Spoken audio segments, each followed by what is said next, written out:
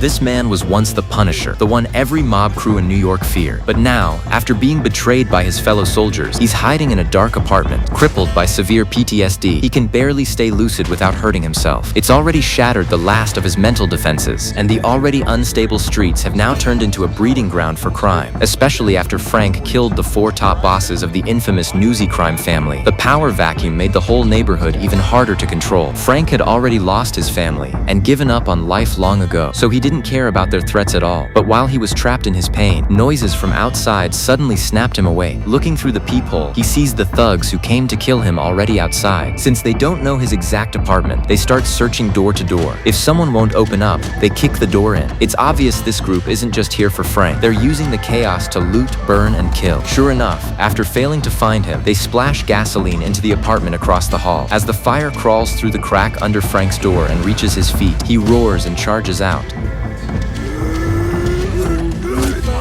But when Frank reaches the balcony, he realizes the whole neighborhood is already out of control. Everywhere, he hears smashing, looting, screaming, and cries for help. This isn't some simple hit job anymore. It's a coordinated riot. They don't just want Frank dead. They want to drag the whole community into hell and make the residents blame him for it. And Frank has no intention of letting these animals walk away. He fights his way up to the rooftop, planning to draw them all up there and finish it. Soon the attackers flood in like a wave. After emptying his machine gun, he switches to a pistol and keeps firing. But there are just too many of them. In the end, they pin him down and throw him off the roof. Luckily, there's another rooftop below. After painfully pulling himself up, Frank finally spots the mastermind behind all of this out on the street. But just as he's about to go after him, he hears a girl screaming from the coffee shop he always goes to. In the end, Frank stops. He charges into the wrecked cafe and guns them all down.